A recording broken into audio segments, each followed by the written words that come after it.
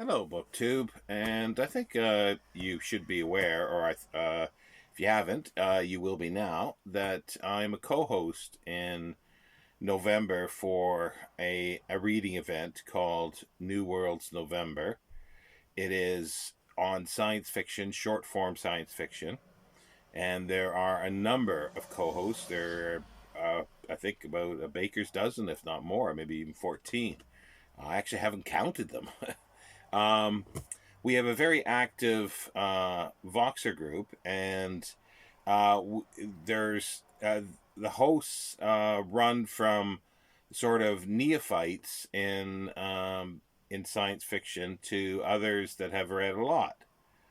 And one of the conversations came up with Mark at Book Time with Alvis about why he hasn't read a lot of science fiction, and then it sort of prompted discussions of why others do read it.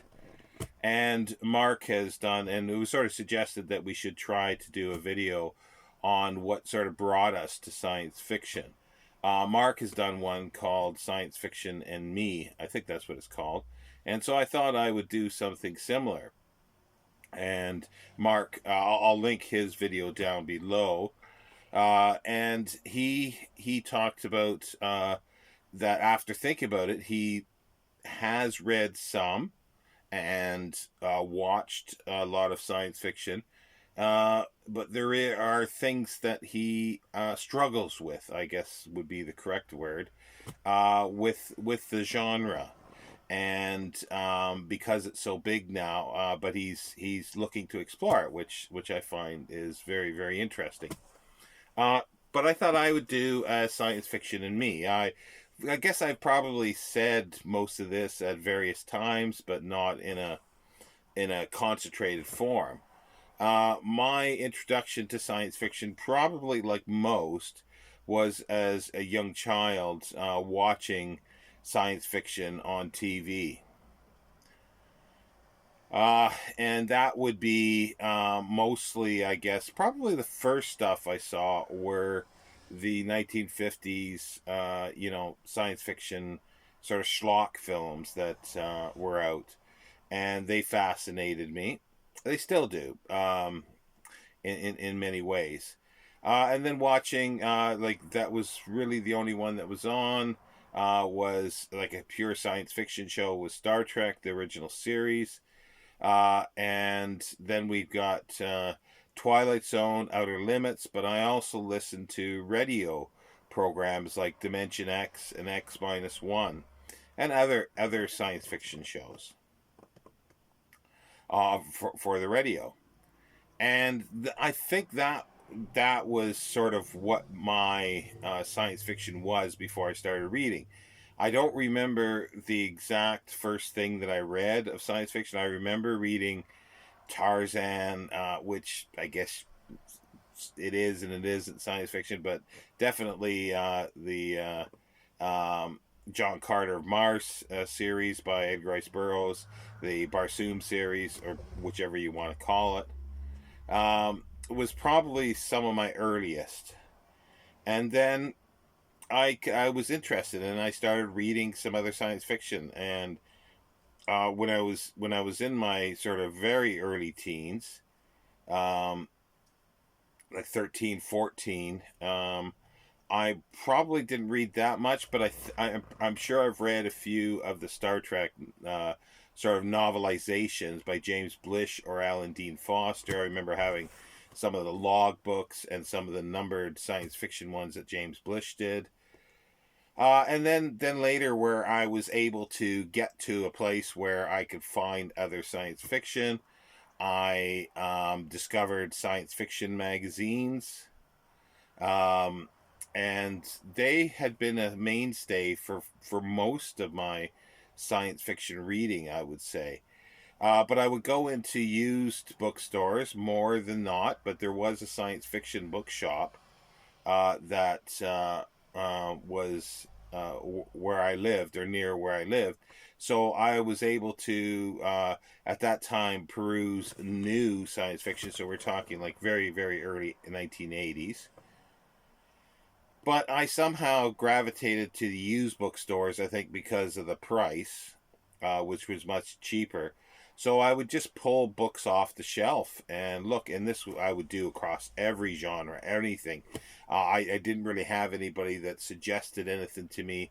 I just picked stuff up and thought, oh, that looks interesting. Oh, I like that idea. And I just, it was like a shotgun effect. I just grabbed everything.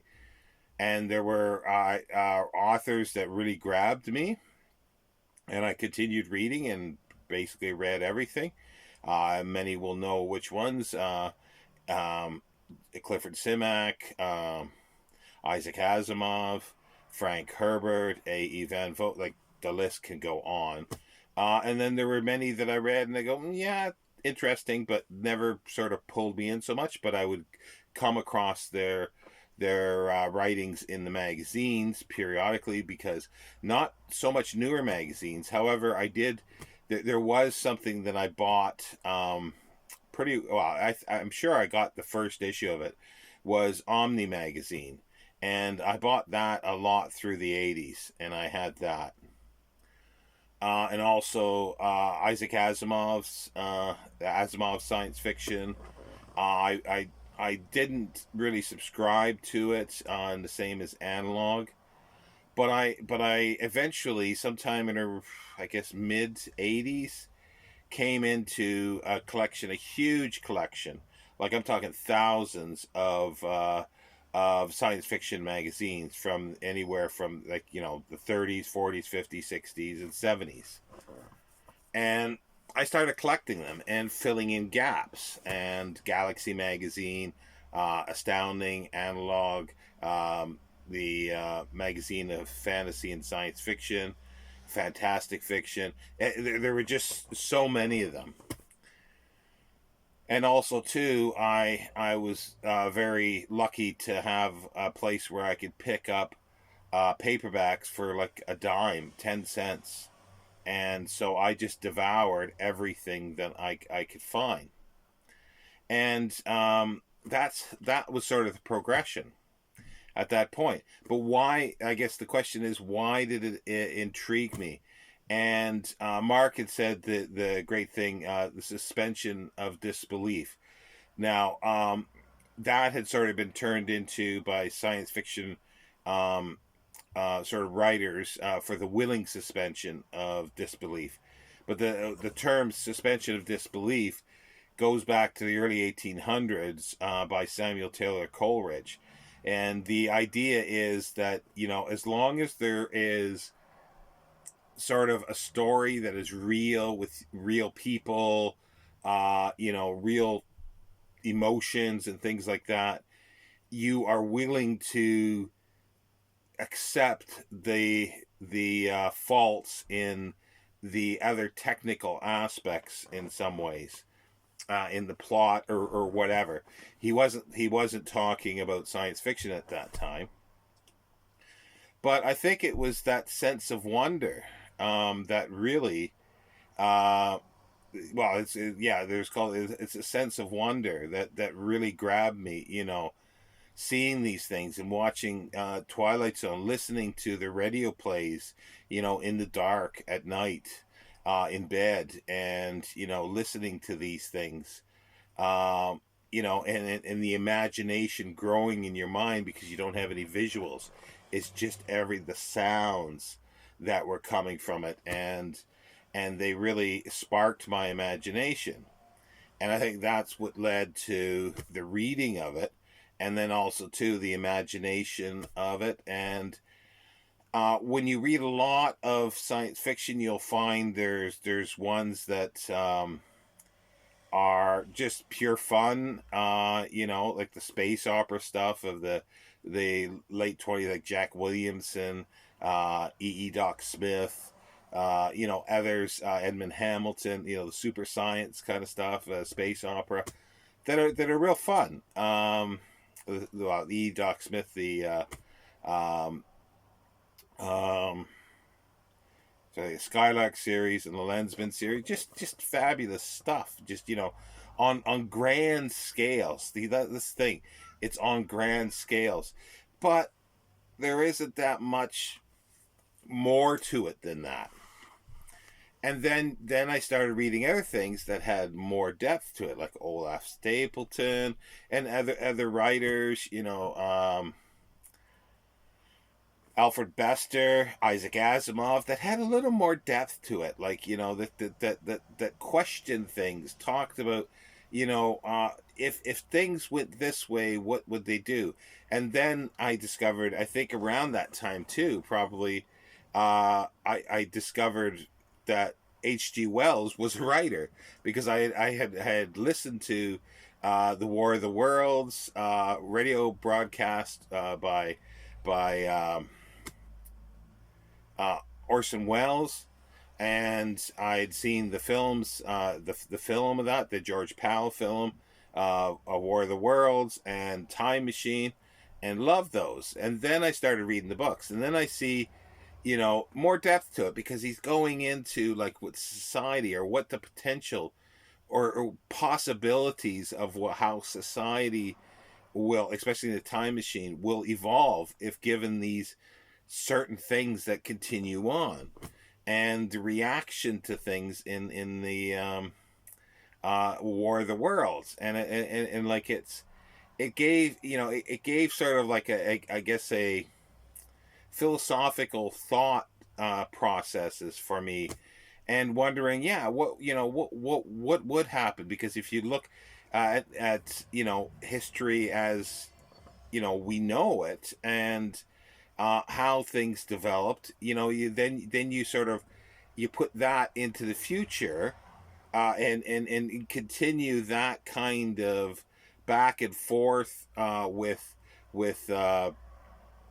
cause and effect of wars, diseases, all sorts of things like this. Like what would happen, but then throw in technology with it as well. Like, I mean, more technology, because if you look at what the industrial revolution, how that changed society, like that really changed it, and that's not science fiction. That is historical fact, and what it did to society. And even further back, what did the plague do, the Black Death do to society, and changing everything? When all of a sudden, you've got this, surf. I'm very generalizing here, but a surf sort of population, and all of a sudden everybody's wiped out, and all the artisans are wiped out who know how to do things. What happens to society? We know what happened then. So let's put this in the future, because these things do reoccur. And just, suppose with other technology, if these things happen, what will happen? You know, and I came around things like, and that's where post-apocalyptic come in, and one of my favorites is Earth Abides by George O. Stewart, or George Stewart, I think it is. I might be wrong on that. Sometimes memory doesn't get the correct name out, but he supposes, okay, well, these things, this is what's happened, this is like within the story, and then there's going to be a consequence of that with everything, with nature, with other things, like what happens to the rat population, what happens to X, what happens to X, and he goes through these things, and they are very interesting to see. And then you got the same thing with, like, Day of the Triffids, and like the examples are almost endless. Death of Grass by John Christopher, Alas Babylon by Pat Frank. What happens to society in these things, and it makes you sort of wonder. And then also look at, you can, for me, it's sort of looking at then contemporary society, and sort of saying, well, these are things that, we see this happening now. What is going to be the effect of that in the future? That's speculating, so that's a speculation, but it's based on historical. But then also we've someone like me reading science fiction has the ability to leap ahead and say, well, these are potential possibilities for this. So these are things that need to be looked at. And I think, and it also allows scientists to have an imagination to look for things that you never would have thought of at times.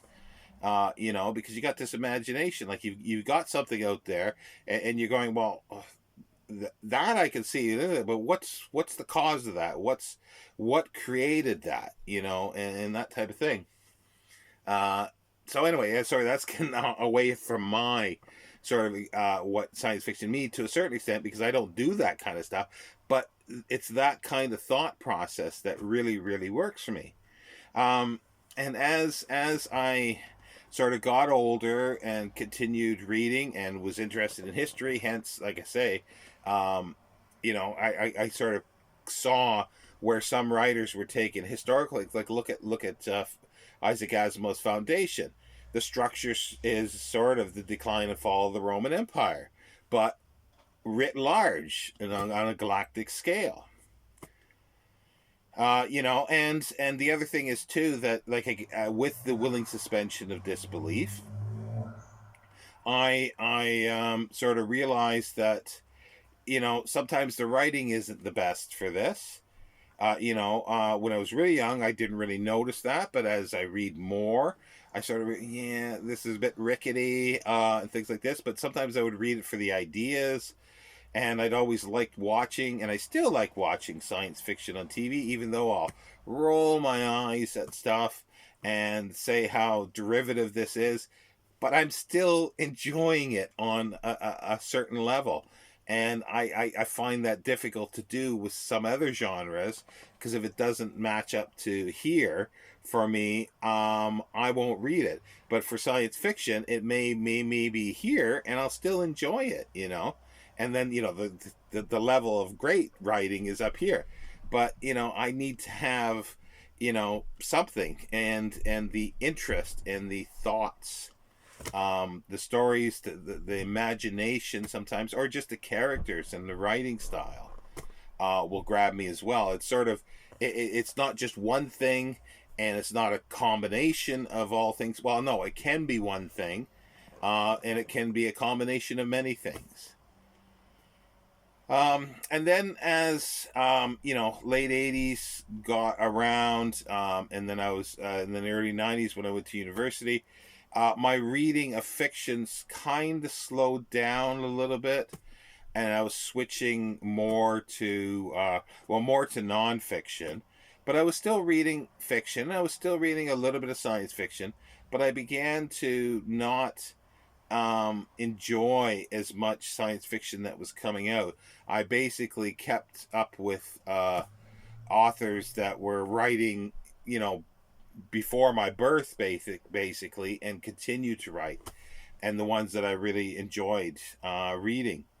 And then occasionally something would come out that just blew my mind, and that was in the early, I think it was 89, 90 that Dan Simmons' Hyperion came out, and that just blew my mind at the time. Because it was so layered. It was everything I wanted almost from a story. You got your enjoyable adventure on the surface, and then you got so many layers below, on, like, with poetry, with history, with religion, with philosophy, with technology, and it's just all intermingled in there. And what happens to the future or potential future of the human race as well. All sorts of things like that just is all intermeshed with this. But that, in some ways, like, that probably ruined me for a lot of the other material that was coming out at the time. It's like I sort of attribute it to sort of like a drug addict, or somebody who has their first heroin experience, and you hear these stories of people trying to chase that high, that original high, or the ultimate high. And I've been doing that with trying to find another book that even comes close to Hyperion, or even Dune, by Frank Herbert. So I pulled back on reading a lot of science fiction throughout the 90s and 2000s. And what I really concentrate on, it had already been there since the early 80s, is the history of science fiction. I began exploring the history, like where the history of the magazines, the authors, the themes, and things like that. Where did this stuff start? And that's the key. Where to me, I'm always, because I think going through for archaeology, I always and loving history, I always want to go back to where things sort of began and the progression of things. And so I started reading books about, yeah, like proto science fiction, science fiction before the term even became known. Like the term was actually used in, I think, the late 1700s in a poem to mean something like science fiction, but it really didn't come into normal use, meaning science fiction until, well, 1926. Hugo Gernsback started Amazing Stories, and he called it science fiction. But then later he was kicked out. So in about 1928, 29, he retermed it science fiction, and that stuck. But then there became a framework of what this science fiction was. So writers began writing within that framework. Prior to that, there was no framework like that. So writers were writing, and they would put in all sorts of other stuff together, and then there was no specialty magazines for this either, other than generally in the pulps, but sometimes into higher level ones. But I became interested, as you can see, of the progression of this. And I started reading the history of it, and I started reading older stuff that would be science fiction or scientific romances, and it goes right back to, like, Mary Shelley's Frankenstein has been considered by many as the first modern true science fiction novel. And but prior to that, there was lots of stuff like Francis Godwin, Trip to the Moon, 1630s, I think it was. It was published under a pseudonym after his death, Miguel something or Gonzalez or something like that. He was a bishop in the Church of England. But he wrote this book. It's allegorical and all this stuff, so that's why. But it is, supposing a trip to the moon. And then also too in the 1600s, you got Cyrano de Bergerac writing, trip to the moon, to the sun and the moon, or the moon and the sun. And that's, I think, the mid 1600s.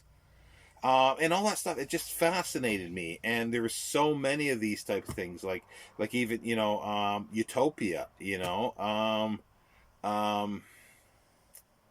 and yeah, there's just so many stories, and even you go right back to sort of the um, Greek myths and stuff like that, and there were stories that were kind of voyages outside of the atmosphere in ancient Greece and Rome, and also, you could go right back to the Epic of Gilgamesh, as the source of it, and follow it through.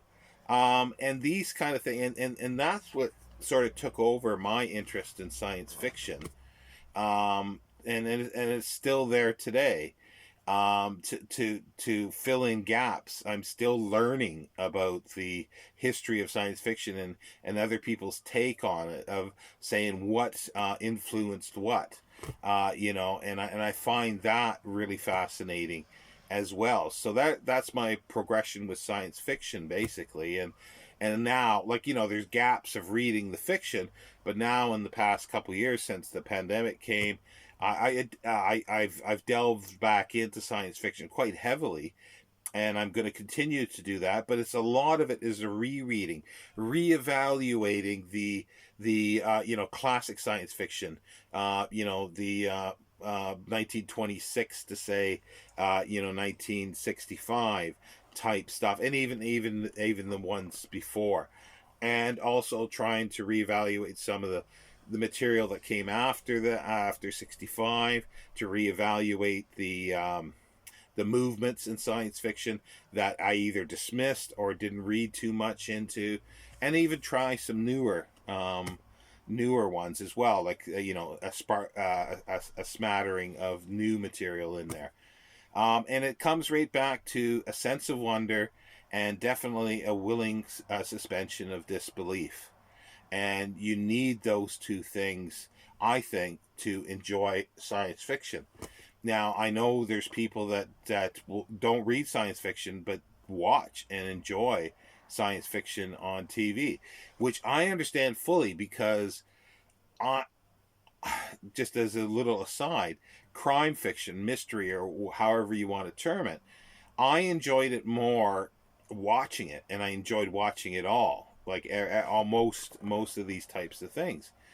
But I never really read that much of it. I read a little bit, but it's again within the last 5 6 years that I've begun to jump into that genre, and I'm beginning to find sort of quality wise, there's a lot similar to science fiction, where you do have to put sort of the quality of writing at times in the back seat to enjoy the journey. And that's the thing, is to enjoy the journey of the author. You go with the flow, and you sort of you forgive the trespasses, I guess, that they do, as long as they don't go too far off the rails. I can enjoy it. uh, and then hoping to find that high, that Hyperion high, to in things, and I'm searching for a new Hyperion high. Anyway, I don't know if you found that interesting, but thank you for watching. If you've made it this long, I will leave the co-host. I'm also part of Hal for the Holidays, which is November, December, and January, which is another science fiction event that's run by Brandy at the Book Eclectic. Uh, the Book Eclectic, I should say. I keep getting that wrong occasionally. And the New Worlds November is headed by the Bookish Bryants, Scott and Becky Bryant, and this is the second year going, and it is a fantastic event. So I will leave everybody's links below, and I hope you will join us. If grab a few short stories if you've not tried science fiction, and see what you think. Take care, BookTube. Thank you.